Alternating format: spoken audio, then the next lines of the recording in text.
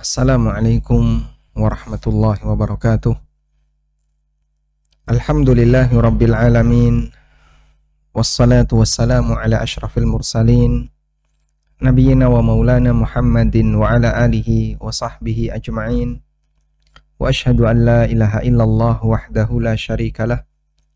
Wa ashhadu anna Muhammadan abduhu wa rasuluh sallallahu alaihi wa ala alihi wa sahbihi wa man tabi'ahum bi ihsanin ila yaumiddin. Alhamdulillah, puji syukur kita haturkan kehadirat Allah Subhanahu wa taala. Di sore hari ini kembali kita melanjutkan kajian rutin bersama keluarga besar Ertos Group dan juga Kayayu. Dan insya Allah di kesempatan kali ini, karena kita sudah menyelesaikan pembahasan seputar masalah muamalah, maka kita akan beralih kepada pembahasan yang lain. Dan saya mencari kira-kira buku apa yang pantas untuk kita angkat pada kajian keluarga besar Kayayu. Alhamdulillah saya teringat dengan buku yang ditulis oleh Syekh Amr Abdul Mun'in Salim yang membahas tentang masalah ahkamuz zinah lin nisa. Hukum seputar masalah perhiasan bagi wanita. Bagaimana aturan berhias bagi wanita. Saya berpikir karena Ertos ini kita berinteraksi dengan aneka kosmetik dan seluruh turunannya. Dan nampaknya kajian seperti ini belum begitu banyak diangkat di masyarakat. Maka penting bagi kita untuk membahasnya.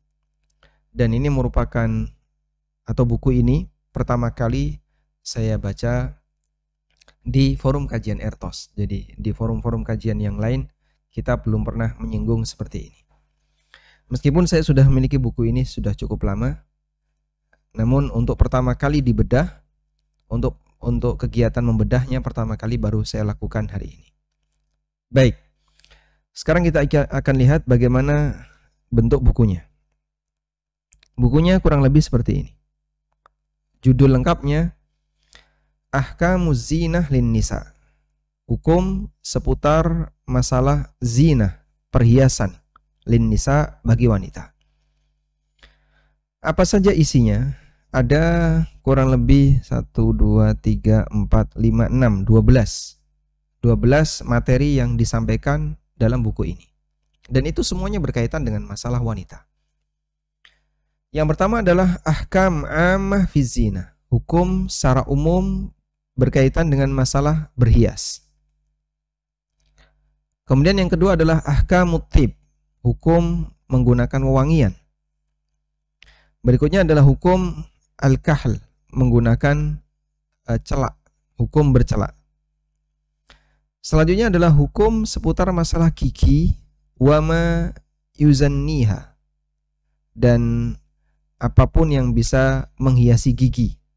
Apa hukumnya memakai rantai gigi, itu namanya apa? Behel ya. Apa hukumnya pakai behel dan seterusnya. Selanjutnya nanti ada pembahasan tentang hukum asyar, hukum seputar masalah rambut. Lalu hukum khidab, hukum pacar di kuku. Kemudian hukum seputar masalah al-adhfar, bagaimana cara memberlakukan kuku yang benar. Ahkam sautil mar'ah, kemudian hukum seputar masalah suara wanita. Lalu berikutnya adalah ahkam athiyab, hukum seputar pakaian wanita. Selanjutnya adalah ahkamul inti'al, hukum pakai sepatu dan pakai sandal. Boleh nggak pakai sandal jinjit? Bagaimana hukum pakai sepatu-sepatu yang mirip laki-laki dan seterusnya. Selanjutnya ahkamul hulli, hukum seputar masalah perhiasan. Bagaimana aturan menggunakan cincin, gelang, kalung. Kemudian selanjutnya yang terakhir adalah ahkamuz zinah as-sinaiyah, hukum hiasan buatan, hukum perhiasan buatan. Mungkin nanti akan membahas tentang masalah apa sih hukumnya operasi plastik, atau orang melakukan sulam alis atau yang semacamnya. Nah, saya kira pembahasan seperti ini para wanita sangat membutuhkannya, Terlebih ketika Anda banyak berinteraksi dengan kosmetik, maka semoga kita berharap kita bisa menyelesaikan buku ini, kita pelajari sedikit demi sedikit sesuai dengan yang mampu kita jangkau. Semoga Allah Ta'ala memberikan kemudahan untuk bisa mendapatkan manfaat darinya. Buku ini ditulis oleh Syekh Amr bin Abdul Mun'im Salim, hafizahullah Ta'ala wa ra'ah. Baik, selanjutnya kita akan masuk kepada penjelasan yang disampaikan oleh penulis di muqaddimah. Jadi bagian dari teori membaca buku yang baru adalah membaca muqaddimah, karena mungkin di situ kita bisa mengetahui bagaimana latar belakang penulis. Kemudian kita baca daftar isi, dan bila ada bagian yang menarik untuk kita baca di daftar isi, Anda bisa langsung menuju bagian itu agar punya ketertarikan untuk mempertahankan membaca buku ini. Sekarang kita akan baca muqaddimah yang disampaikan oleh penulis. Bismillahirrahmanirrahim. Innal hamdalillah nahmaduhu wa nasta'inuhu wa nastaghfiruh wa na'udzu billahi min syururi anfusina wa min sayyiati a'malina. Kita berlindung kepada Allah dari kejahatan jiwa dan perbuatan buruk yang kita lakukan. Dan itu adalah keburukan lahir dan batin. May yahdihillah fala mudhillalah wa may yudlil falan tajida lahu waliyan mursyida. Siapa yang Allah kasih petunjuk, enggak bakalan ada yang bisa menyesatkan. Dan siapa yang Allah sesatkan, tidak akan ada seorang wali pun yang bisa memberikan petunjuk. Wa asyhadu an la ilaha illallah wahdahu la syarikalah wa asyhadu anna Muhammadan abduhu wa rasuluh sallallahu alaihi wa ala alihi wa sahbihi wa sallama tasliman katsira. Amma ba'du. Faqad qala Allah Ta'ala berfirman, Qul man harrama zinatallahi allati akhraja li'ibadihi wat-tayyibati minar rizq. Katakanlah wahai Muhammad, siapa yang berani mengharamkan perhiasan yang Allah keluarkan untuk para hambanya dan makanan yang halal yang Allah sediakan untuk para hambanya? Jawabannya, enggak boleh seperti itu. Maka orang mengharamkan apa yang Allah halalkan, hukumnya dosa besar. Bahkan bisa sampai pada tingkatan kekufuran. Sehingga ayat ini berisi tantangan. Sampaikan wahai Muhammad, siapa yang berani mengharamkan apa yang telah Allah halalkan. Dan itu perbuatan dosa dan maksiat. Wa qala azza min qail, dan Allah Subhanahu wa taala juga berfirman, ya bani Adam khudhu zinatakum inda kulli masjidin. Wahai bani Adam, ambillah perhiasan kalian ketika kalian masuk masjid. Dan yang dimaksud perhiasan di sini adalah perhiasan zahir. Perhiasan ada yang sifatnya zahir. Apa itu perhiasan zahir? Perhiasan yang kelihatan di luar. Bentuknya apa? Pakaian. Maka ketika Allah Subhanahu wa taala berfirman, ya bani Adam, wahai bani Adam, khudhu zinatakum inda kulli masjidin, gunakanlah perhiasan kalian ketika masuk masjid. Maksudnya adalah gunakanlah pakaian kalian. Dua ayat ini menunjukkan bolehnya manusia menggunakan perhiasan. Wala syakka, dan kita tidak ragu bahasanya wanita dan lelaki dalam masalah ini hukumnya sama. Di mana mereka dua-duanya diperbolehkan untuk berhias. Illa annal ikhtilafa bainahuma waqi'un fi ahkami ma yutazayyanu bihi. Hanya saja ada perbedaan hukum berkaitan dengan media yang digunakan untuk berhias. Tentu lelaki berhias beda dengan wanita berhias. Media yang digunakan oleh lelaki berhias lebih sederhana dibandingkan media yang digunakan wanita untuk berhias. Kalau media yang digunakan untuk lelaki dalam berhias, nggak mungkin kan mereka pakai lipstick, mereka pakai bedak, pakai shadow, atau pakai apa yang saya nggak tahu namanya, atau mereka pakai kutek misalnya, nanti jadi lelaki yang melambai. Sehingga pada prinsipnya laki dan wanita mereka boleh berhias, hanya saja ada aturan yang berbeda antara berhiasnya lelaki dengan berhiasnya wanita. Wa nahnu fi hadzal asr, dan kita di zaman ini alladzi fatarat fihi himam an talabi ma yajibu 'alal mukallaf ma'rifatuhu min ulumi syar'i, di mana semangat seseorang untuk mencari ilmu yang wajib dia ketahui itu sudah mulai runtuh, sudah mulai luntur. Mimma huwa alaihi fardhu ain, yang merupakan fardhu ain. Maka terkadang orang itu tidak memperhatikan hukum-hukum syariat berkaitan dengan masalah perhiasan. Imma jahlan au tajahul. Ada dua kemungkinan. Pertama, sama sekali dia nggak tahu, atau yang kedua, dia pura-pura nggak tahu. Sehingga karena keadaannya seperti di atas, kathurat al-bailaya, ada banyak sekali pelanggaran. Wa ammat al-fitan, dan fitnah itu ujian tersebar di mana-mana. Dengan keluarnya wanita ke jalan-jalan, ke keramaian-keramaian, di situ banyak lelaki, di kota, di pasar dan yang lainnya. Minal amakin al-amah, atau di tempat-tempat umum.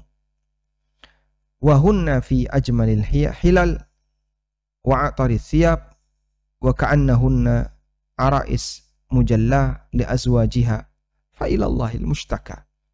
Bahkan mereka kadang menggunakan dandanan yang paling cantik, menggunakan pakaian yang paling bagus, yang paling wangi, seperti pengantin baru yang sedang dipajang untuk suaminya. Padahal itu di tempat umum. Fa ilallahil mustaka, kita hanya mengadu kepada Allah Ta'ala. Maka kitab ini, ukhtil muslimah, wahai saudariku muslimah, hiya tadhkir wa tanbih wa ta'lim. Tujuannya adalah untuk mengingatkan dan mengajarkan. Mengingatkan apa yang seharusnya untuk dijadikan sebagai komitmen dalam berhias, sesuai dengan perkembangan zaman dan kondisi tempatnya. Dan sebagai peringatan apa yang harus dijauhi, yaitu perhiasan-perhiasan yang haram. Dan juga mengajarkan apa yang tidak diketahui oleh para wanita dari hukum-hukum masalah berhias, terutama al-khassah biki, yang khusus bagi wanita. Buku ini adalah buku yang ringkas. Ma qad yashba'u nahmataki fil wuqufi ala ma yajibu wa ma la yajibu alaiki minaz zina. Yang insyaallah sudah mencukupi bagi seseorang yang ingin belajar tentang apa yang wajib dan apa yang tidak wajib untuk dia ketahui berkaitan dengan masalah berhias.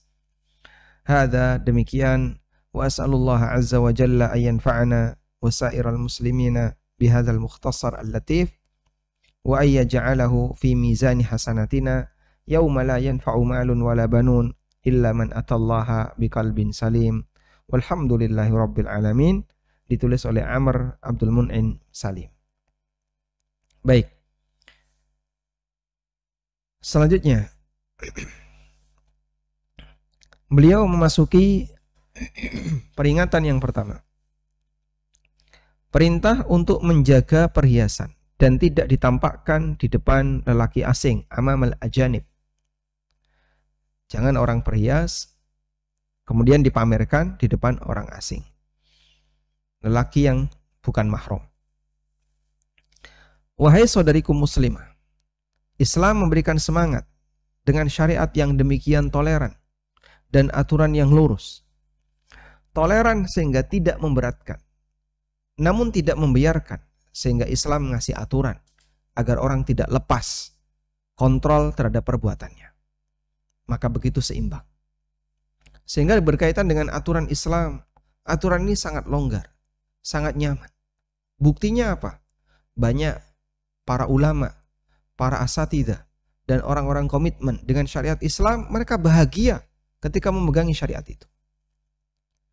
Maka kalau ada orang yang bilang, jadi orang jangan terlalu saklek, jangan terlalu mengikuti aturan apa adanya, nanti hidupmu jadi tertekan dan seterusnya. Kata siapa? Para asatidzah, keluarga mereka, para ulama, keluarga mereka, Dan orang-orang saleh yang selalu komitmen dengan Islam, mereka sangat bahagia. Tapi Pak, saya lihat kok mereka kayaknya kerepotan, Pak. Kerepotan di mana? Itu pakai jilbab besar, kadang pakai cadar, pakai niqab, tuh makannya gimana? Nyatanya mereka gemuk. Berarti bisa makan. Dan makannya makan nyaman. Coba, apa ada kemudian orang gara-gara cadaran terus mati kaliren? Mati karena dia kelaparan, karena susah makan. Nyatanya berat badannya tambah. Itu Pak, jenggotan itu apa nanti nggak berbahaya ketika pakai masker? Terus nanti keserang penyakit. Jadinya dia gampang sakit. Nyatanya yang mati juga mereka yang nggak jenggotan ketika COVID ya. Sehingga ada yang beralasan jenggotnya harus dipotong biar ketika pakai masker tidak ada rongga, tidak ada ruang-ruang di mana kuman atau virus akan masuk melalui jenggot. Nyatanya yang mati banyak nggak punya jenggot. Baik. Maka syariat ini adalah syariat yang demikian longgar, memberikan banyak toleransi, meskipun di saat yang sama bukan berarti memberikan kebebasan total bagi manusia. Ala takwini mujtama' muslim mutamasik mutarabit tasuduhu tuma'ninah wassalam. Sehingga dengan syariat ini bisa membentuk masyarakat muslim yang terintegrasi dan mereka terdidik untuk mendapatkan ketenangan dan keselamatan. Jauh an kulli ma qad yuthirul fitan allati min sya'niha id'afu baniyati hadzal mujtama'. Sehingga jauh dari semua yang bisa memicu terjadinya fitnah. Yang ini bisa melemahkan kondisi masyarakat. Sehingga kalau di sini terjadi misalnya ya, di sini terjadi pemerkosaan, di sini terjadi pelecehan seksual, di sini terjadi A, di sini terjadi B. Nyaman nggak kira-kira wanita keluar rumah dalam posisi seperti itu? Dia akan mengatakan nggak nyaman. Nah, janganlah dia nampakkan perhiasannya sedikit pun lil ajanib kepada orang yang bukan mahram, kecuali bagian yang tidak mungkin untuk disimpan, yaitu pakaian. Sehingga ya, pakaian wanita itu adalah bagian dari perhiasannya. Waqala, dan Allah Subhanahu wa taala juga berfirman, wala yadribna bi arjulihin, dan jangan memukulkan, jangan mentakkan kakinya. Karena wanita di masa jahiliyah ketika mereka berjalan di jalan, wa fi rijliha khalkhal samit, di kakinya itu ada gelang kaki yang sebenarnya dia diam, artinya nggak ada suara, sehingga tidak diketahui suaranya. Darabat birijlihi al-arda, maka orang memukulkan perhiasan tadi ke tanah. Fayasma'ur rijal taninahu, akhirnya orang mendengarkan suara gemerincing dari perhiasan kaki tadi. Panahallahul mu'minat an mithli dzalik, maka kaum mukminat dilarang oleh Allah Ta'ala untuk melakukan praktek itu, karena ini meniru kebiasaan jahiliyah. Sehingga di sini kita bisa lihat bagaimana semangat yang diberikan oleh Islam untuk menjaga masyarakat Islam dari fitnah wanita dengan memberikan aturan yang menjaga lelaki, absarahum, aturan yang memerintahkan agar lelaki menjaga pandangannya, dan Allah perintahkan agar para wanita menjaga kehormatannya. Sampai pun khal-khal, sampai pun gelang kaki yang dipakai oleh seorang perempuan di kakinya, wala yakadu yadhhar, dan itu tidak nampak di permukaan. Islam memberikan motivasi alla yakuna adata tanbihin lirijal, agar jangan sampai kemudian seperti itu bisa mengganggu bagi lelaki. Wa igra'an liman fi qalbihi maradum minhum, dan dalam rangka untuk mempengaruhi orang yang punya penyakit batin. Sehingga lihat kayak gitu malah jadi tertarik. Akhirnya dia bayangkan yang aneh-aneh. Disebabkan karena ada daya tarik yang dilakukan oleh seorang perempuan untuk menarik pandangan lelaki, yaitu dengan cara dipukul-pukulkan kakinya. Wa amma fi sunnah al-musyarrafah, adapun dalam sunnah yang mulia terdapat berbagai hadis yang sahih yang menunjukkan alama dzakarna, apa yang telah kami sebutkan. Dari Abu Hurairah radhiyallahu anhu, Rasulullah sallallahu alaihi wasallam bersabda, "Sinfani min ahlin nar lam arahuma." Ada dua penduduk neraka yang tidak pernah aku lihat. Yang pertama adalah orang yang membawa cemeti seperti ekor bakor, seperti ekor sapi yang dia gunakan untuk memukul manusia. Yang kedua, nisaun kasiyatun ariyat, para wanita yang berpakaian tapi hakikatnya telanjang. Mumilatun ma'ilat, mereka suka megal-megal. Ru'usuhunna ka'asnimatil bukhtil ma'ilah, di kepalanya seperti ada punuk onta yang megal-megal. La yadkhulnal jannah, maka mereka tidak masuk surga. Wala yajidna rihaha, dan mereka tidak bisa mendapatkan aroma surga. Wa inna rihaha la yujadu min masirati kadza wa kadza. Padahal aroma surga itu bisa dicium dari jarak yang sangat jauh. Hadis riwayat Muslim. Baik. Sehingga di penggalan yang pertama Nabi SAW bercerita tentang imam yang dolim, pemimpin yang dolim. Di penggalan yang kedua Nabi SAW bercerita tentang dosanya wanita yang mereka menampakkan aurat di hadapan lelaki yang bukan mahram.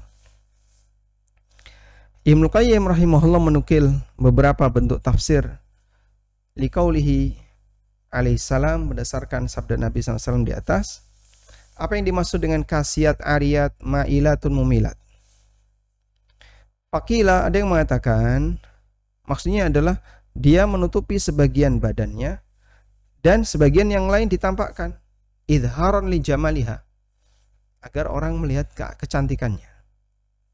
Wakila, dan ada yang mengatakan maknanya adalah dia memakai pakaian rakik namun tipis, transparan, sehingga bisa dilihat warna kulitnya.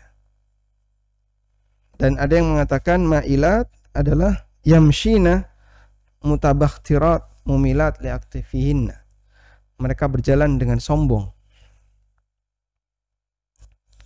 Dan ada yang mengatakan ma'ilat yamshitnal al-mishtah al-ma'ilah wa ya mishtatul baghaya. Dan ada yang mengatakan yang disebut ma'ilat adalah mishtah al-baghaya, punya ciri khas seperti pelacur. Tayyib, intinya ada wanita yang berpakaian tapi telanjang yang dia didoakan keburukan oleh Nabi SAW. Dan itu maknanya ada 3. Pertama, pakai pakaian tapi auratnya terbuka. Yang kedua, dia pakai pakaian yang ketat sehingga membentuk lekuk badan. Atau yang ketiga, dia menggunakan pakaian yang transparan sehingga menampakkan warna kulit atau apapun yang melekat di kulit. Seperti ini hukumnya haram karena dalam hadis riwayat Muslim ini disebut dengan kasiyat ariyat, orang yang kasiyat ariyat yang berpakaian tapi telanjang.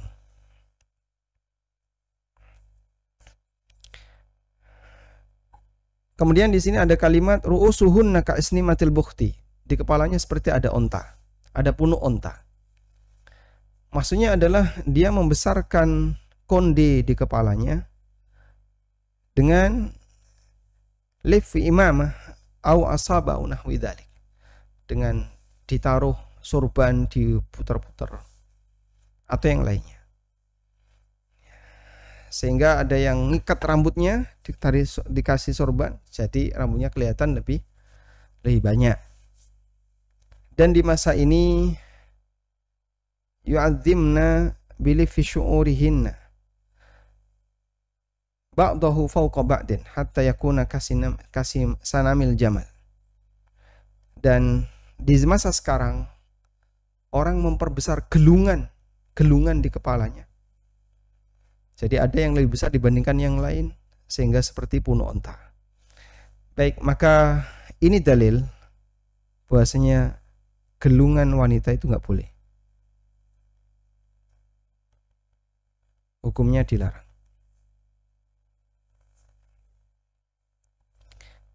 Kemudian dari Abu Musa al-Asy'ari radhiyallahu anhu, Nabi SAW bersabda, wanita siapapun yang memakai parfum, famarrat biqaumin, kemudian dia melewati sekelompok orang, sekelompok lelaki, liyajidu rihaha, agar mereka bisa mencium aroma wanginya, fahiya zaniyatun, maka wanita ini adalah pezina.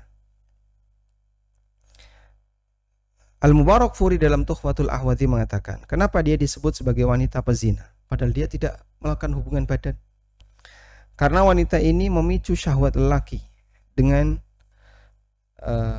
parfumnya, sehingga membuat mereka jadi melihat ke sana. Wa man nadhara ilaiha faqad zana bi'aini, maka siapa yang menikmati memandang wanita berarti dia berzina dengan matanya. Fayya sababu zinal ain fayya athimah, sehingga ini merupakan sebab zina mata dan perbuatannya dosa. Wallahu a'lam. Baik, sampai di sini penulis menjelaskan tentang muqaddimah kenapa menulis buku ini. Dan tadi kita sampaikan, beliau menyebutkan ada banyak orang yang nggak ngerti tentang hukum masalah berzina, hukum masalah berhias maksud saya, sehingga penting untuk diangkat materi semacam ini. Wallahu a'lam. Demikian yang bisa kita sampaikan sebagai pengantar, dan insya Allah nanti kajian berikutnya kita akan sabar membaca buku ini sampai selesai. Meskipun hanya bisa 2 atau 3 halaman, namun yang jelas kita berharap bisa mendapatkan manfaat darinya. Wallahu a'lam. Wassallallahu ala nabiyyina Muhammadin wa ala alihi wa sahbihi wasallam.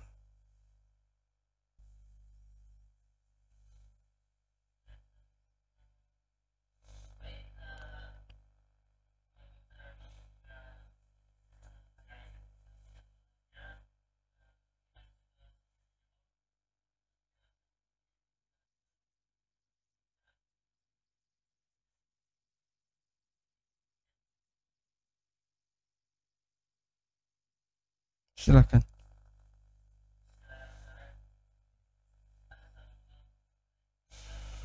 Barakallahu fikum.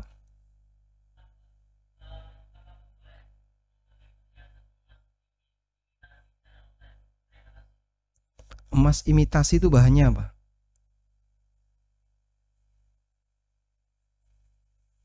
Kalau bahannya emas tapi ada campuran selain emas, misalnya emas cuma 30% dan kanan kirinya, maka masih terhitung sebagai emas, sehingga berlaku jual beli, hukum jual beli emas harus tunai, tidak boleh tertunda. Tapi kalau bahannya bukan emas, misalnya besi, kemudian dikasih lapisan warna kuning, sehingga kelihatannya seperti emas padahal itu bukan emas, maka yang seperti ini boleh untuk diperjualbelikan secara online karena dia hakikatnya bukan emas. Wallahu a'lam.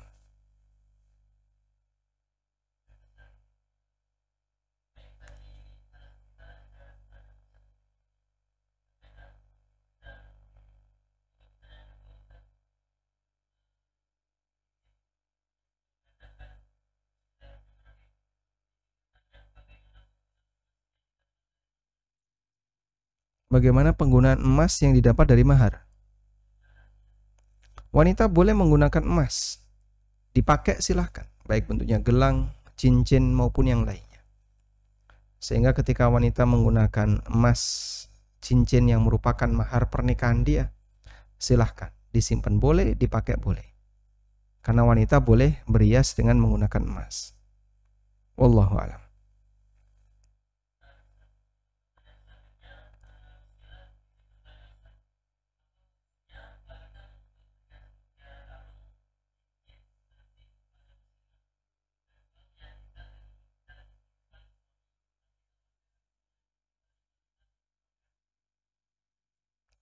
Kalau Anda bisa yakin ya, ini pertimbangannya adalah memancing pembeli wanita untuk pamer ketika menggunakan anting. Kalau pembeli anting, penjual ya bukan pembeli, penjual anting ini bisa yakin bahwa pembelinya tidak akan menggunakan itu untuk pamer di luar, tapi lebih kepada dandan di dalam, maka insya Allah menjual ke konsumen seperti ini boleh. Tapi kalau nanti pembelinya akan menggunakan itu untuk pamer di luar dan Anda tahu yakin, wah ini pasti dipakai untuk pamer di luar, maka Anda berhak untuk melarangnya atau tidak membelinya. Tapi kalau nggak tahu Mas mau dipakai apa, mau dia cuma beli anting, ya kita layani. Maka pada asalnya kita tidak berhak untuk bertanya, kau akan gunakan untuk apa dan seterusnya. Wallahu a'lam.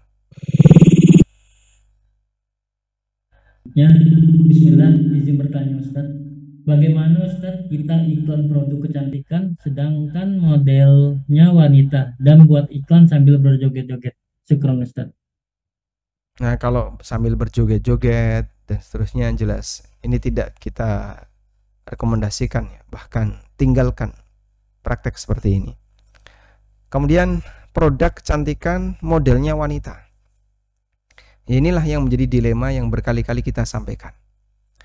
Karena yang namanya produk kecantikan, misalnya lipstick atau bedak atau apapun, kan tidak mungkin modelnya manekin, itu tidak mungkin. Atau modelnya seorang lelaki, itu tidak mungkin. Nanti jadinya lucu. Maka mau tidak mau ini modelnya wanita.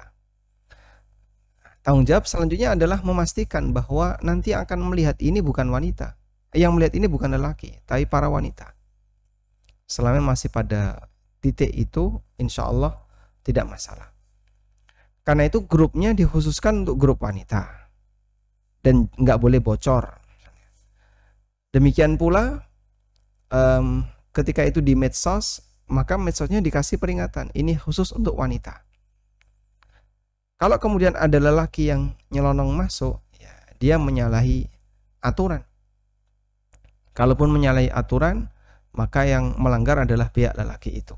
Karena dia sudah dikasih peringatan, ini ruangan khusus wanita. Sama seperti ya, di ruang laktasi misalnya, atau ruang soft bagi wanita. Kok ada orang yang dia masuk ke ruangan itu, padahal dia bukan wanita, ya itu salah dia. Pak, ini kan sudah ada tulisannya di depan. Kalau ini ruangan khusus bagi wanita. Maka kalau dia tetap masuk ke situ, yang disalahkan adalah yang masuk. Wallahu a'lam. Baik Ustaz. Untuk pertanyaan selanjutnya, Assalamualaikum Ustaz. Waalaikumsalam warahmatullahi. Apakah kitab ini sudah ada edisi terjemahannya? Itu yang pertama Ustaz. Yang kedua pertanyaannya, kapan wanita boleh menampakkan perhiasan?